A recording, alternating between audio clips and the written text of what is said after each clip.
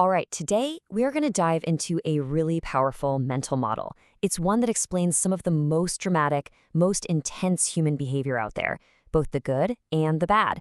It's called the Lollapalooza Effect, and it's all about how a bunch of small, seemingly harmless forces can combine to create an outcome that is just overwhelmingly powerful. But let's start with a question, a mystery really. Have you ever just looked at something happening in the world, a financial bubble, some kind of mass hysteria, and just thought to yourself, how on earth did so many smart people get this so completely wrong? It's a fantastic question. And the answer, well, it's usually not about one single mistake. It's about a whole cascade of them. So to really get this, let's go somewhere where rational people consistently make irrational choices. An auction. You can picture it, right? The auctioneer is talking a mile a minute. The tension in the room is just ratcheting up. Paddles are flying everywhere. People walk into that room with a firm budget in their head, and they walk out having paid like 3 times what an item is actually worth. Why does that happen? Okay, let's break this down. To figure out the puzzle of the auction, we have to deconstruct it. See, it's not just one thing that makes people overpay. It's a whole cocktail of hidden psychological forces, and every single one of them is pushing in the exact same direction. First up, you've got social proof. This is a classic mental shortcut. Our brains just go, hey, if everyone else is bidding on this thing, it must be super valuable. So every time someone else raises their paddle, it just reinforces our own desire. It creates this feedback loop where the perceived value just keeps climbing and climbing. Then you've got our deep, deep need for commitment and consistency. The second you raise that paddle, even just once, you've made a public statement. You've said, I want this. And to back down after that, it feels inconsistent. It feels like quitting. And our brains absolutely hate that feeling. So we just keep going. And right on top of that, the pressure of scarcity kicks in, big time. This isn't just some item you can buy at a store. It's the only one like it in the room. And you can hear the auctioneer going.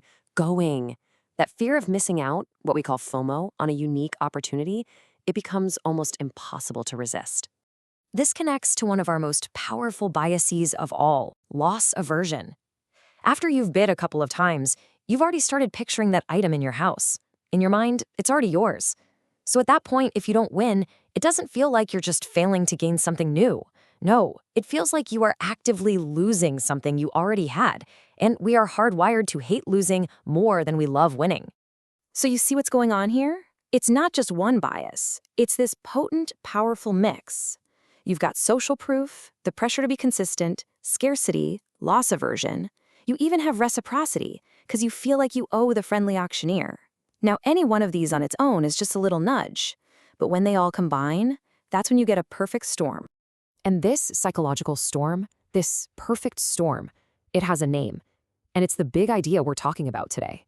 The term was coined by the brilliant investor Charlie Munger. His big insight was that the biggest blunders, and by the way, the biggest successes, they don't happen for just one simple reason.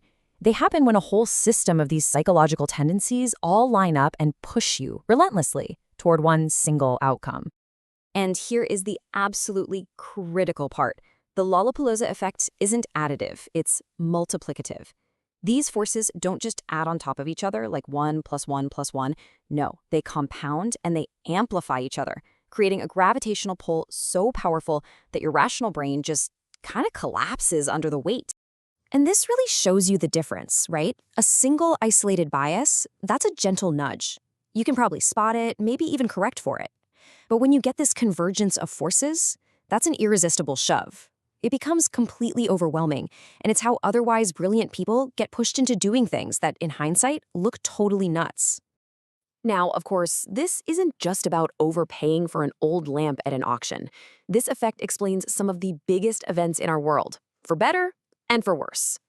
I mean, think about the housing bubble back in the mid-2000s. You had massive social proof.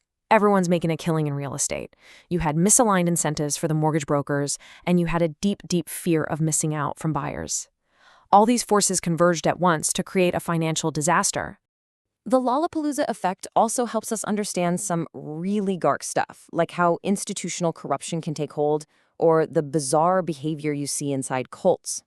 You get this convergence of authority bias toward a leader, social proof from the rest of the group, and this escalating commitment that traps people.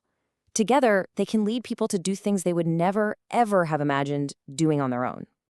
Okay, so this all sounds pretty bleak, I know. But here's the key thing to remember. The principle itself is neutral. This convergence of forces can also be an incredible force for good. This is literally how great teams are made. Think about it.